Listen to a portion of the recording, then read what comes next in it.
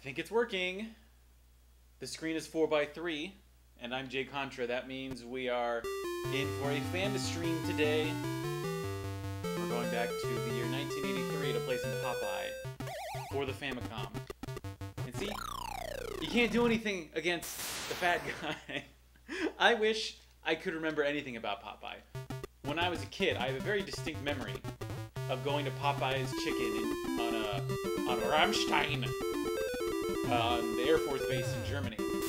But aside from that, I don't know what my earliest memory of Popeye is, now that I think about it. And I guess, was Popeye big in Japan? Like in the 80s? Or I guess maybe the 70s or whatever? Like why? I don't 100% understand why Nintendo, a Japanese company in the middle of Kyoto, would want to get the Popeye license and make a Famicom game out of it. That's really weird. And I also don't think it's been re-released since 1983. And you know, actually, now that I think about it, now that I even think about it even a little bit harder. So the thing about 1983 Famicom games is they've all got these they've got designs that look like this. And then I think in like 84 or 85 they got re-released with pictures. Let me see if I have a sample over here. This is how good oh shit, I just got hit with a hammer. But yeah, if you look here, some of the games, this isn't a re-release, but this is just an example of what Famicom carts looked like in 84 and up. You know, pretty kind of basic cart design.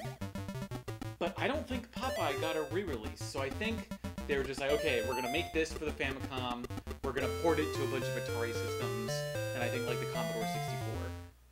And then they're just like, nah, we're just not gonna deal with this ever again. And it makes sense, because I mean, it's like an okay game. Like, we're on stage 2 now, and it's just the same kind of thing, just catch falling stuff. That is kind of the theme, is just catch falling crap.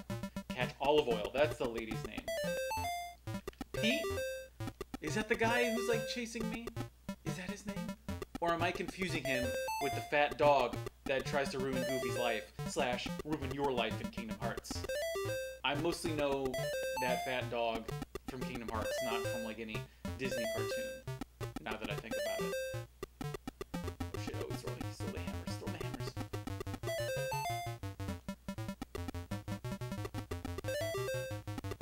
I remember making a proclamation, and I thought I was so smart, because I said that Famicom games did not have background music. And boy was I wrong, because I'm wrong about a lot of stuff. Shit, that bird. Although this game would get a new lease on life later in 1983 when it was released as Popeye to Ego no Asobi, or Plain English with Popeye, where I guess you would kind of just play this part of the game just all the time, and you would try to make English words. That was a thing that I guess people thought was fun back in the day. Like, I guess, okay, it could be worse. Probably later on, I'm gonna play Mahjong and the Famicom Go. And man, I would have hated to be a little kid and get those games for the Famicom when I could have been playing this or Donkey Kong. Like, this is like, when you compare it to the other Famicom games of the time, this is actually pretty good. It's got a nice little arcade style feel to it.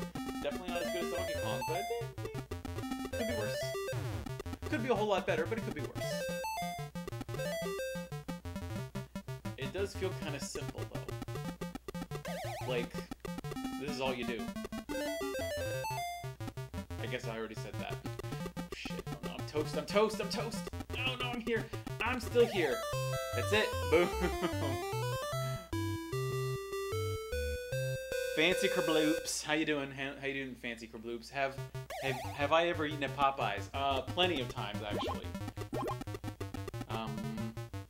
Is Popeyes a southern thing? Because I'm trying to think think about like because like I lived all over America, but only sometimes would I ever get Popeyes. Popeyes is pretty good. I love Popeyes chicken. Like, I know it's a thing, right? And I think for a while, maybe I'm a crazy person, but I think Popeyes had, like, some license to where they could be on military bases.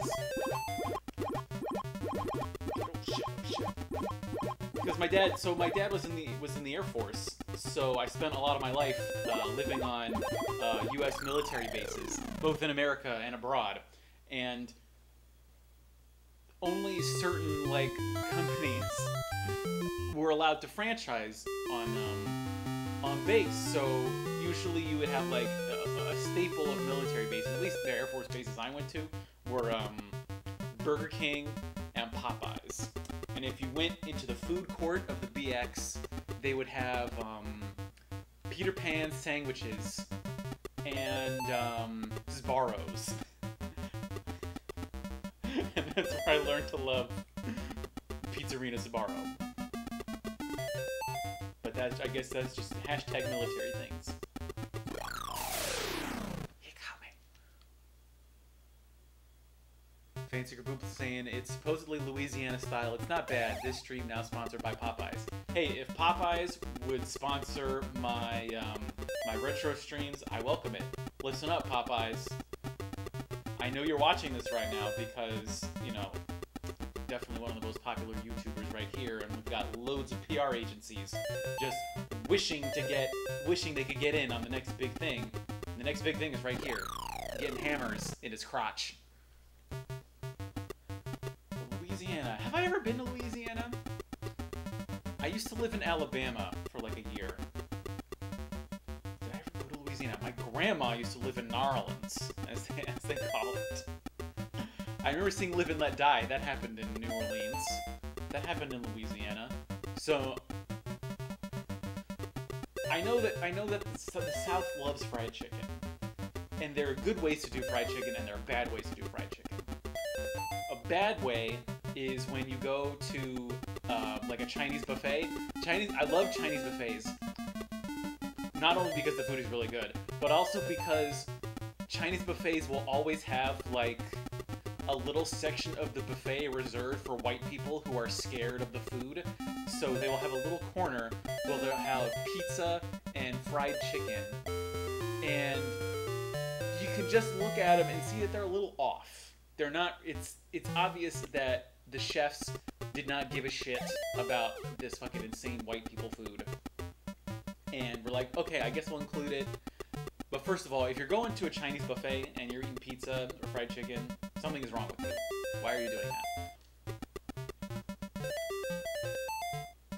But so Japanese fried chicken, karaage, it's fucking, it's great.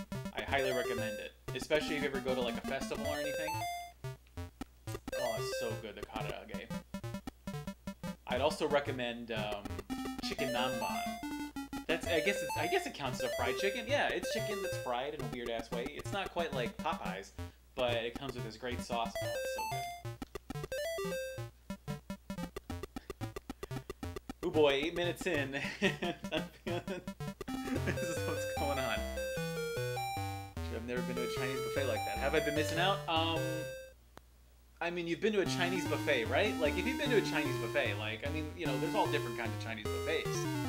But at least in the ones that I've been to, you know, in, like, Middle America, they always got the scared white people food. So years ago, I went to jolly old England for a trip. And I went to London's Chinatown. And first of all, British food is terrible, except for when you go to Chinatown, which is fucking A+, excellent food in Chinatown. I remember I went to this like British pub. I actually went to a couple British pubs. First, I tried out like a hot dog because I mean you know, fuck me, right? It was like overcooked. The bun was like hard as a rock. It sucked. And then I went with my, at the time, girlfriend's family. We went out. My girlfriend was from, she's from Wales. And I went to visit her. And we went to this pub and I got the chicken. I was like, it's, you know, chicken. How could the British, known for their awful food, possibly fuck up the chicken? And it was like so cooked through that I could only eat like the outer half of it because the interior was hard. It was like diamonds because they had cooked it so much. It was awful. I do think the sauce was pretty good. Wales is a weird place. Well, I mean, it's not weird. It's just like, you know, if you've been, you know, to Middle America. Now, if you've been to West Virginia, you've been to Wales. It's a lot of kind of hills, rolling mountains, and all that and debilitating poverty. But aside from that, they're about the same. But Wales also has, so the Welsh language is like an actual thing, and it kind of sounds like Elvish, kind of. Like it's got this tone and a cadence to it, but also by law, all road signs have to be in both English and in Welsh. So you'll be just driving along the Welsh countryside, and you'll see like Lord of the Rings place names, like Carnarvon or what's the capital of Wales? Oh yeah, Cardiff. Like what? These are like magical place names. Who could name a place like this? Why are you feeling so bad, Fancy Kerbloops? What's going on? What's going on with your life? Why are you so sad?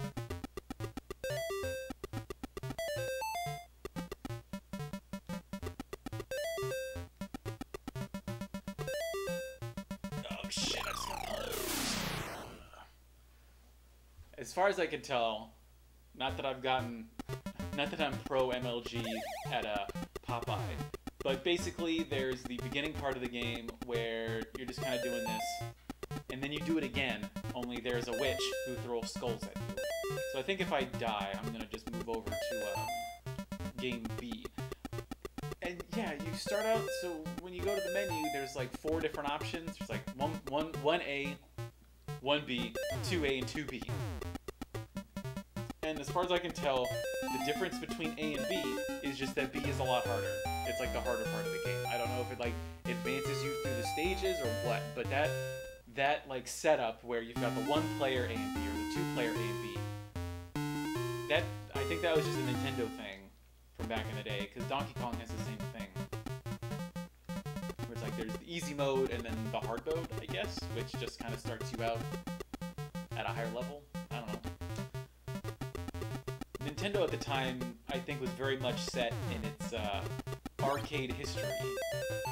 So, you know, lots of lives, lots of things that made the game seem arbitrarily harder. Shit. Fuck you, stupid bird. Get him all, get him all. Yeah, buddy! Oh, shit. Oh, them hammers. And you got this ladder. I wish I could go up that ladder. Guess not. Guess the game doesn't want me to do that.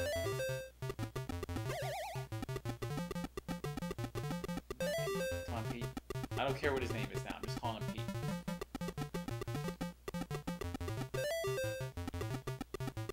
Oh, shit. Oh, trapped.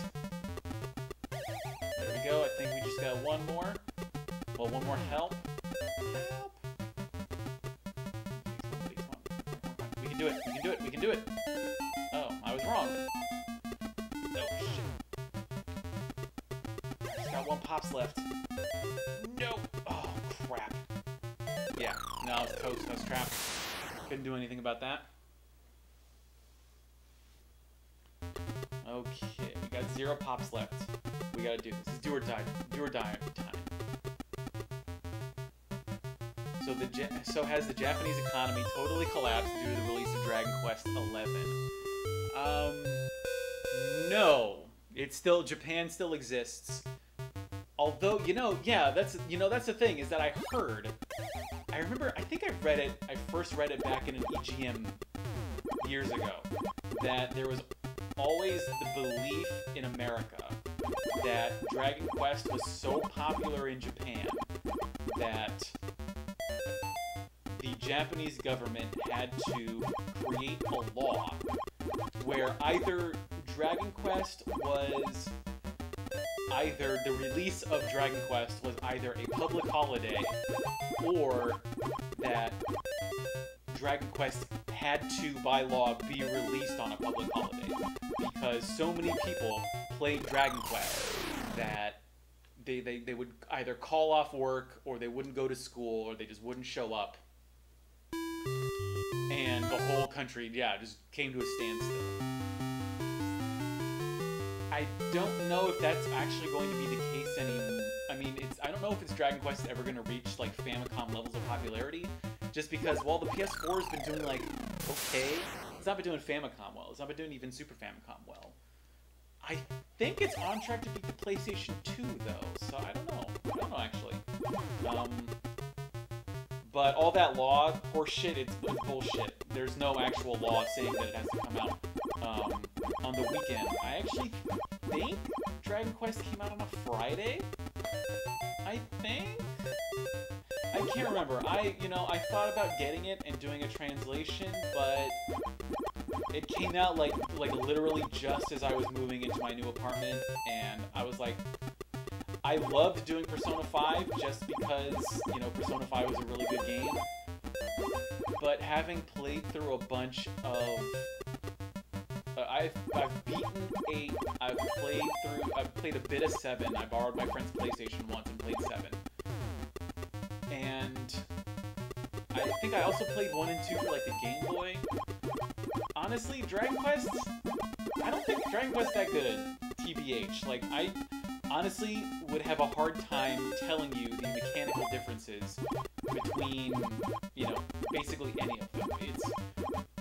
I think one of the problems is that Dragon Quest, for me, I think got too popular for its own good, so that every RPG basically has been trying to copy Dragon Quest for the last 30 years. So it's just not... It's not that intriguing to me. Like, Persona 5's battle system was kind of basic when you break it down, but it at least had a really cool story. And to TBH, like Dragon Quest 8's story, I kind of hated it. Like, I don't know if I'm going to spoil anything, but Dragon Quest 8, it does the classic Japanese, like, RPG anime thing, where the villain that you have at the beginning of the game isn't the real villain. Like, you end up beating the main villain like halfway through the game and find out, oh, actually there's an even worse guy who you've got to try and destroy. Who did that? Let's see. Dragon Quest 8 did that. I think, yeah, Paper Mario and the Thousand Year Door did that. And I hate those stories. I want just one villain. And first of all, it kind of feels like padding, because you're turning what could be like a 30 or even 20-hour game into like a, I don't want to say like 90-hour game. I think I beat Dragon Quest 8 in college, and I just remember it taking so long. And I also remember, I think I had the brightness on my CRT too high, so I would play like an hour of Dragon Quest 8, and I'd be like, oh, why do my eyes hurt so much? And it was because I had the brightness up. Okay, let's do it. Let's keep going. I actually don't know how the sales of Dragon Quest 8 have been. They must have been doing pretty well, and I don't even think... I heard it was supposed to come out on the Switch. I wonder if that's still gonna happen. Because I know it came out, it was like, it was a big deal for Dragon Quest 11 to come out on both the 3DS and the PS4 at the same time. Like, Dragon Quest has never really done that. Dragon Quest always comes out on one system. But I remember it was a big deal like a year or two ago when they announced that a Switch version was coming, but maybe they backpedaled on that. That's entirely possible. If I could get it on the Switch, I might, because I have looked at some of the gameplay for 11 on the PS4, and it doesn't, I mean, it looks good. It looks pretty good. I just don't know if I want to put 90 hours into a game that I'm just going to find mediocre. That's just me. Kind of like a fairy tale, traditional story type. Might twist once or twice, but everything is more or less what it appears to be. And it's not about, yeah, it's just too straightforward for me. Like, I thought Dragon Quest VIII, like, it was cool. Like, you got that king that, like, got turned into a horrible toad man. I thought that was kind of interesting, but I've never found... 7 I thought was interesting because of, like, the time travel aspect. Like, I'm a huge mark for time travel stories, and that's why I loved Chrono Trigger so much. And 7 I thought really hit that sweet spot. But none of the other ones, like, I think, isn't it 3 that you, like, basically live some guy's life? Like, you basically live over, like, 80 years of story. And that's kind of cool, I guess. But 3 or 4 is also, like, you know, a 25-year-old game. And while I might play it for, like, an hour just to see how it goes, I'm not sinking 70 hours into that noise.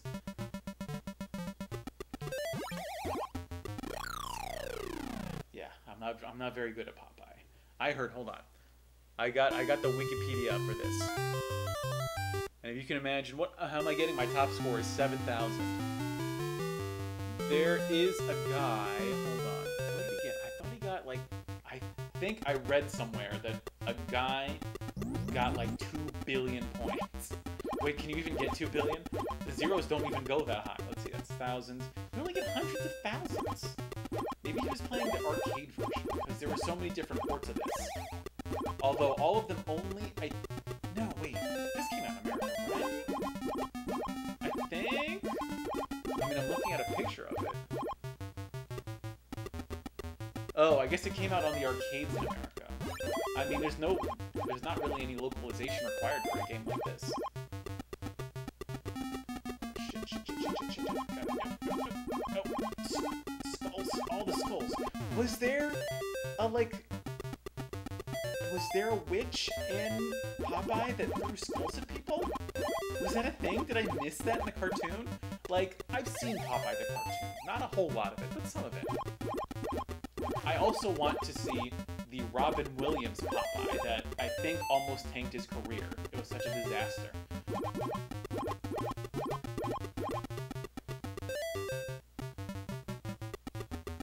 And now I'm gonna focus because I've only got so many of these left. I think I'm my life.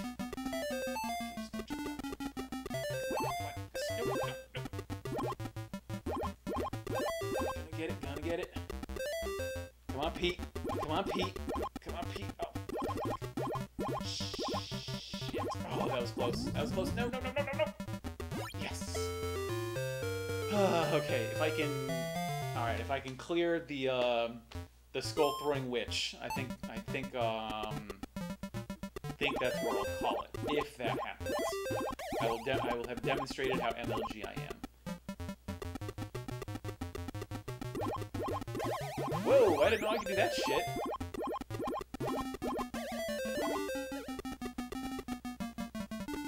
No skull. You're not getting me, skull. I wonder if you compared the expense of all the quarters wasted getting 2 billion points and a year of therapy for Popeye addiction, which would be more affordable. Well, I think I don't think you can spend, I think when you get a high score, you're not spending multiple quarters for that. I think it's a high score is the highest score you can get on that one quarter, I would assume. And your therapy for Popeye addiction. I mean, I guess I don't understand why anyone would be addicted to this game. Like, it's not like PUBG. Like, I understand a PUBG addiction, which I may very well have. But a Popeye addiction? And whatever. I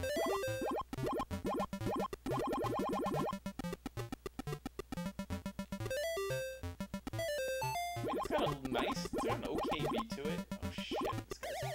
Okay, well, that was purely an accident, but I'm still here. I'm still here! Just gonna let you pass, that's right. Oh, are you kidding me? He could do that? He could do that? He could go down 2 levels?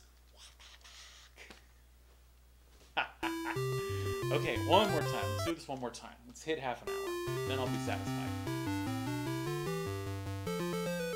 Although, I heard, speaking of quarters, there's always the legend that Space Invaders, when it hit Japanese arcades, caused a 100 yen shortage, which isn't exactly the Japanese equivalent of a quarter, but most, I think, Japanese arcade games are like 1 credit for 100 yen. Also,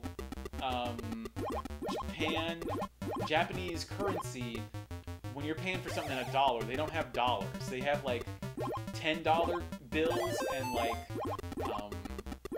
50 and $100 bills. They don't have like they don't have like an American $1 bill, I swear. They've only got their coins are like, you know, 1 cent, 5 cents, 10 cents, 50 cents, $1, and even $5. Like the $5 coins, they look like hubcaps. They're like so huge.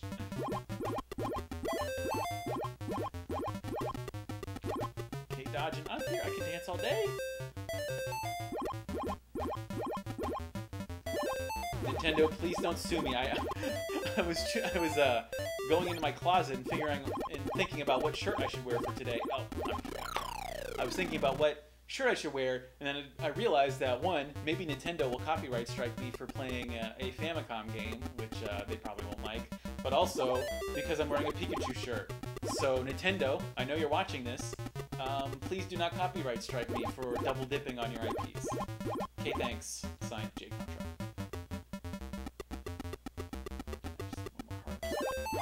More heart. Come on. Yeah. Oh, that was close. I almost ran into Pete. I still have 1 life left, right? I have but 1 life left to give to Popeye. It's also not fair that Pete can walk over the gap. That's not fair. Rude. Shit. Oh shit, the hammers. What? See, look at that shit. I can't walk over that shit. I mean, maybe it's because he's like a big guy, so maybe no, his sprite just cruises over that. Like, you can tell that he's walking over the gap. He's like in the middle. He should be falling. I don't care how fat he is. No, he's gonna go on the... He's gonna go there. He's supposed to go down the stairs. The skull is supposed to go down the stairs. Oh, okay, no, I can't take any more of this. 27 minutes is basically half an hour. Yeah, so that's it for Popeye. I've been jcontra. Thanks for watching, and mahalo.